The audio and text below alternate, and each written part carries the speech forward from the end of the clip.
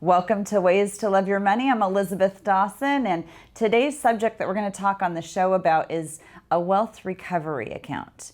It's really an account with a purpose. If you're thinking about this for the first time, you're going, what's a wealth recovery account? Well, think about this. We're doing business with financial institutions, banks, the government, our lifestyle, but all these entities are in the business of taking away your money. Now what you want to do is find the dollars and cents that you can come and bring back into your world and recover that money. So wealth recovery account is a specific account that I suggest to my clients. And if you haven't read about this, what I'm going to suggest is go to chapter 5 in our book, Wealth by Design, so you can get a little bit more of a taste of it. And also, if you want to have a printout, we'll be happy to send this to you as well, just basically the financial steps of what a wealth recovery account is. So the goal here is it's not a lifestyle account. It's where we recover money that we're going to actually invest in our best investment and into other investments. And if you're interested in real estate or a life experience, something like this that's really meaningful and powerful for you, that's going to help you create wealth, that's where that money is going to go. So think about these two tools. Our guest that's going to be on the show today is a really interesting guest. I'm not going to give it away before we actually introduce him. But what's interesting is that having a respect for money is so powerful because we work so hard to earn it. We need to earn it. There's a means to an end. But what about those experiences in life or those investments that you want to accomplish?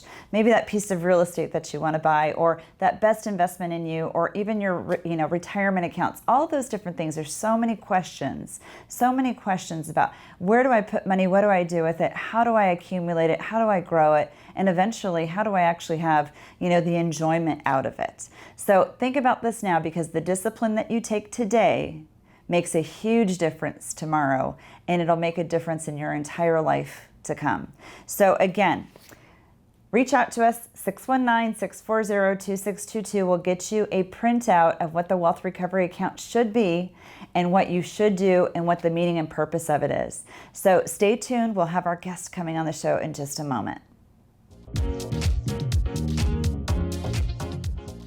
Welcome to Ways to Love Your Money. I'm Elisabeth Dawson, and we have a great guest today that I think is going to be interesting and very specific about things that actually help him with his experience and relationship with money. So without further ado, we have Frantz Farreau, and thank you so much for being on the show. Hi. Hi, how are you? Good, how are you? Good. So tell us a little bit about you. Well, there's a whole lot to know about me. I am an attorney and a real estate broker. I'm also a psychoeducational counselor. Oh, wow. And I like to do a whole bunch of things. I like to hike. I like to, hang out in San Deigo. So, that's great. Yeah. That's great. I read a lot about you. We've talked before. It's been a great time getting to know you too. And for you, you have an interesting relationship that you talk about that you have with money. Yeah, so my relationship with money is not the money itself, it's the experiences I can get from the money. Mm-hmm. And also even buying stuff. Okay. So like when I buy stuff, it's not, I want this painting or whatever. It's like, I think about the experience of waking up and looking at the painting and like watching it when I'm tired, or, it's the experience, what it brings me. Okay, so it's more of like the pure enjoyment. Yeah, exactly. Of the art behind it, or maybe the accomplishment that you wanted to achieve, that experience. Yes. Well, that's great. Do you think about the future for yourself? Is it just money as a means to an end, or is it something that you have a respect for, that you need to accomplish more things to get to the lifestyle, the dreams and goals and desires that you have? I think it goes both ways. Okay. I do obviously think about the future. I understand that money is part of the future and achieving my goals, and also I like to really be in the moment, and if I don't necessarily have as much money or I don't have what I want, then I allow myself to enjoy whatever I have at the time. Well, that's good. Yeah. Who doesn't want that? Exactly. So when we talk a little bit about some of the greatest achievements that you've had in your lifetime, you shared something with me that was really kind of special. So do you mind elaborating on that with me? Yeah, so actually that was a really interesting question when I read it. I was like, what is my greatest achievement? And what really came up for me was this idea that I have been able to have pretty solid financial independence. ever since I started working. So I've never been like tied to a desk or tied to a 9-to-5 job. I've always kind of created my own professional experience. And that to me is my greatest achievement because that's what I always wanted. I always wanted to be able to create my own professional experience so that I could have all the other experiences that I want to have too. Did you have someone that was a mentor in your life or someone you looked up to that kind of achieved something similar that you've done? Yeah. Or maybe kind of helped create that? Yeah, I mean, my parents were very much the same way. Okay. So I had a model Yeah. for figuring out how to do that, Okay. and I followed that model. Okay. Well, you're highly intelligent. You're highly educated. You have your law degree. You're an attorney. Do you translate some of that legal work into the real estate world too? Yes. So lawyers have 3 basic skills that they use Okay. all the time that really translates. So thinking strategically, dealing with complexity, and negotiating, which Okay. is exactly what I have to do as a real estate agent most of the Okay. time. Okay. I have to negotiate, I have to think strategically, and as I'm sure you know, because you have real estate investments, no real estate transaction is simple. They're all very complex in some way. No two transactions are the same, right? Right. So, I mean, it's interesting. Can you kind of elaborate a little bit more or kind of go into detail about maybe some experiences that you've had for people? Yeah, so in terms of dealing with complexity, I had a client who her husband moved to Armenia and then they decided they wanted to sell an investment property that they had. And I was like, I've never sold a property when the one party was in Armenia. So I had to kind of deal with all of that complexity and read through the trust. And then I called my title people and I was like, what do you guys need to insure titles so that Sure. it transfers? And so I did all of that. I went through that whole process.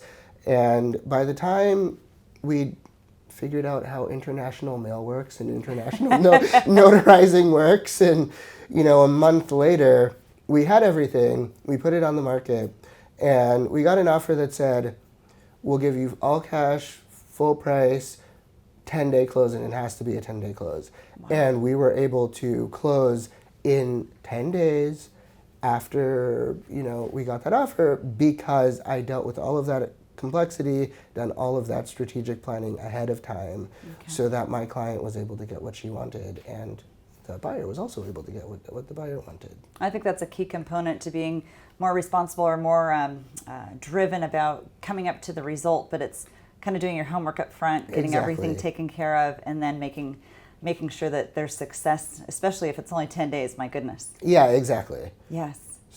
So tell me a little bit, some fun facts about you, maybe some bucket list items that you have in your life that you want to do.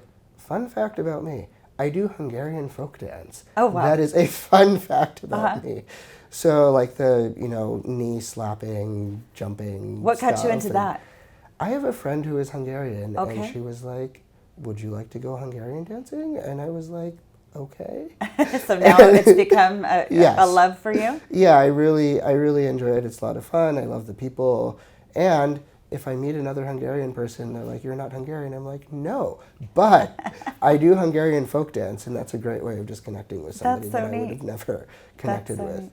Well, I know that there's kind of a bucket list item that you have here in San Diego that you want to accomplish too. So tell us a little bit about that. Yes. So for any of you who are aware, I think it was in 2010, the Mission Trails Park came up with the 5-peak challenge. So if you go through all 5 peaks, Cowles is the one everybody knows, Cowles, Piles, which is further away from, if you keep going after Cowles. Okay. Quaipai, which is by itself, and then North and South Fortuna. Okay. So those are the 5 peaks. And if you take a selfie at the top of all 5 peaks, then they give you a pin and a certificate, and it's really awesome. And I have done that, but what I want to do is I want to do it in one day. So I want to do all 16 or so miles of hiking in one day. Wow. I think it'd be really cool. Just get up at 5, see the sunrise, go back down, go to another one, and then just do all 5 of them. Well, it sounds exciting. So if you want to do this all in one day, are you giving yourself a deadline to do it? Nah, I'd like to do it by the end of next year. Okay. Yeah. Okay. Is it some training that you have to do to get ready for it, or? Not really. I mean, I'm in relatively good shape. I've gone up all the peaks before. When I went to Seattle, we did like, I don't know, 8 to 16 miles of hiking in a day. Wow. We saw a beautiful waterfall that I took really cool pictures of. So I love to hike. Well, you love nature, I Yes, think. I love you have nature. a joy for nature. You have a joy for art. Yes. You have a joy for experiences. Yes, I think very that's kind much. of what I got out of our conversation is you love the experience of life, and what's the next experience going to be? That is a very good way of putting it. That's Good. very much who I am. Yeah. So how did family kind of get you maybe involved in some of this hiking? Well, when I was growing up, I used to go to Torrey Pines pretty much every day after school. I mean, that's like one of my favorite memories as a child is like going to Torrey Pines with my dad, and we'd like ride bikes there sometimes, and then my whole family, like my mom, my dad, and I would have picnics there sometimes. Oh, We'd nice. just like have food and like go out to the picnic tables and eat. So it's like really great memory from my childhood. And I love Torrey Pines. It's an amazing place. That's wonderful. One of my favorite places in San Diego. That's wonderful. And that's kind of where I learned about nature and loving nature. And I've carried that on. That's great. That's great. So are there any big business goals or anything like that that you have coming up that you want to achieve, or are you just kind of taking it day by day at this point? Well, big business goals is I would like to transition away from being an attorney and Okay. more towards being a full-time real estate Okay. agent, broker. So you have a love and a passion for real estate. I do. Okay. Love real estate. That's great. That's great. So you're one of our younger people in our audience, right? So what would you want to tell people today at your age group, maybe a little bit older, maybe a little bit younger, about where to start building their relationship when it comes to money, about experience, things that they find joy in, quality of life? Would you have anything that you want to tell people? Well, yeah, actually. I think that part of it, for me, it comes down to work-life balance more so than money. Specifically, I hear a lot of people in my age group, maybe a little bit older, and they talk a lot about work-life balance. And they say, I want to have work-life balance. And like, how do I have work-life balance? We all And- want work-life balance. Yeah. And I think one of the things that I've realized is that work-life balance has two components, right? It's not just work. It's not work-life balance. It's work-life balance. You need to have work, you need to have life, and you need to balance those two things. Okay. And the way that I have achieved that, because I definitely think I have very good work-life balance, is there are things that are more important to me than work. Okay. And I prioritize them. And so, Hungarian dancing happens on the second and fourth Saturday of every month. Okay. Nothing will stop me from going Hungarian dancing. That's amazing. I'm I'm going to have to check it out myself. Right, yeah. So that's my priority. And there's Okay. other things that are my priorities. And, nothing comes in the way of that priority. Okay. And I think that in order to have work-life balance and have a good relationship with money, that's really important. Well, I think that it's great that you've been on the show. I mean, literally, that's what Wealth by Design is all about, our book. I'm going to give you a copy of it, so thank you. I'm not sure if you've had a chance to read it yet, but I think that I'd love your feedback, just even from your point of view, because, life is about by design, right? Whether it's work, whether it's balancing that life, and just doing the things that you love and enjoy, I think that that's a really important message that we're talking about here today. Yes. So if we design it, it can happen. If you build it, they will come, right? So it's the joy that you want to find out of life, and it's not just about money as a idol, so to speak. It's the means to be able to do all the things that you want to do in your life, right? The joy that you actually get to receive from it. And then also the quality of life, because I think that what you're doing now is you really love your work, but you really love your personal time too. Yes. And the priorities that you've made in that. Yes. Well, thank you so much for being on the show. It's been a pleasure to have Thank you. you. Yeah. And again, if you would like more information about today's show, give us a call at 619-640-2622.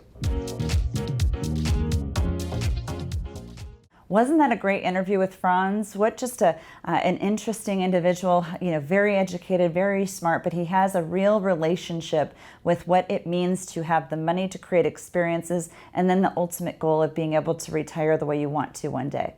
Liquidity of money is so powerful. We have to think about this. I want to reference back to the beginning of the show where we were talking about a wealth recovery account. Every account that we want, whether it's a life experience, should have a purpose account. But a wealth recovery account is to recover the wealth that all those financial institutions, government, everything else is taking away from us so that we can actually recover wealth, so we can build the quality of life and balance that we're looking for today. So again, if you want to print out of what we have here, this is something that we give to our clients, but we're happy to share it with you. Reach out to us at questions with an S at Elisabeth with an S, Dawson.com. We'd love to hear from you. Again, thanks for tuning into the show. We'll be back next week.